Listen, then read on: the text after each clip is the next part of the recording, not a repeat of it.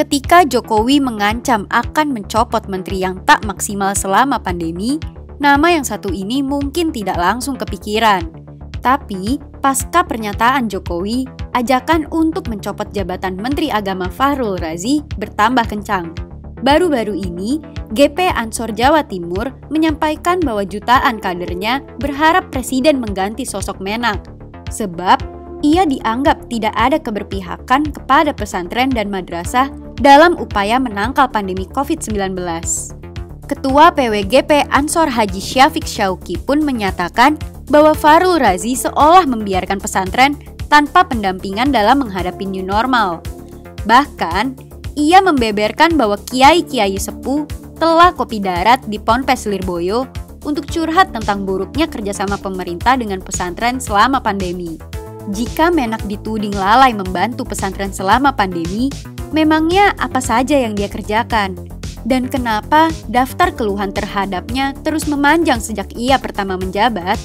Sejak pertama menjabat sebagai Menak, Fahrul Razi memang banyak disandung kontroversi. Pada Oktober 2019, ia mewacanakan melarang cadar dan mengasosiasikan gaya berpakaian tertentu dengan radikalisme. Ia pun sempat disentil gara-gara mewacanakan sertifikasi penceramah serta mengutak-atik isi buku pelajaran agama Islam. Seperti dicatat GP Ansor, Menak pun kerap angkat bicara tentang hal yang bukan ranahnya.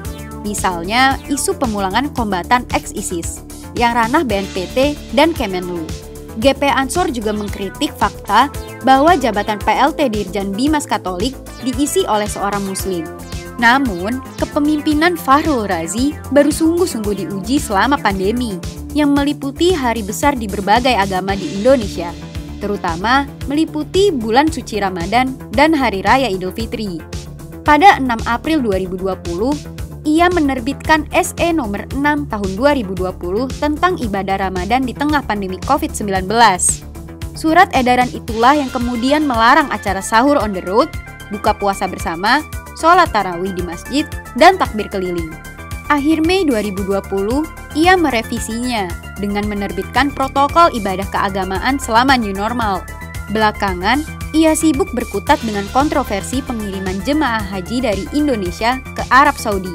Pada pertengahan Juni, ia menyatakan tidak mengirimkan jemaah ke Arab Saudi, 2 pekan sebelum Arab secara resmi melarang jemaah haji dari luar negeri. Keputusan ini sempat bikin beliau konflik dengan DPR, karena ia mengambil keputusan sepihak tanpa melalui rapat kerja terlebih dahulu dengan DPR. Sibuk mengurus pemudik, jemaah haji, dan orang yang ngabuburit, membuatnya dinilai lalai mengurus para pesantren, madrasah, dan sekolah keagamaan lainnya. Pada 15 Juni, ia muncul dengan kebijakan meminta sekolah keagamaan meringankan UKT dan memperpanjang tenggat pembayaran. Pada 23 Juni, ia mengeluarkan SKB 4 Menteri tentang panduan penyelenggaraan pembelajaran selama pandemi. Lagi-lagi, kebijakan tersebut tidak memberikan kepastian. Pada pasal kedua, dinyatakan bahwa kegiatan belajar mengajar tatap muka hanya boleh dilakukan satuan pendidikan yang di wilayah zona hijau. Lalu, pada pasal ketiga, dinyatakan bahwa aturan detail tersebut rupanya tak berlaku untuk pesantren dan institusi pendidikan keagamaan. Belum lama ini, anggaran 2021 Kementerian Agama yang naik 3,8 triliun rupiah pun ditahan oleh DPR RI karena dianggap tidak memperhatikan dampak pandemi ke pesantren dan ustadz. Anggota Komisi 8 Ahmad bahkan menyindir Fahrul Razi yang tak memasukkan komponen bantuan bagi ustadz dan dai di kampung yang kehilangan mata pencaharian selama pandemi. Terang saja, bila para pesantren dan kiai yang telah lama memendam geram, kini angkat bicara soal kinerja Menteri Agama.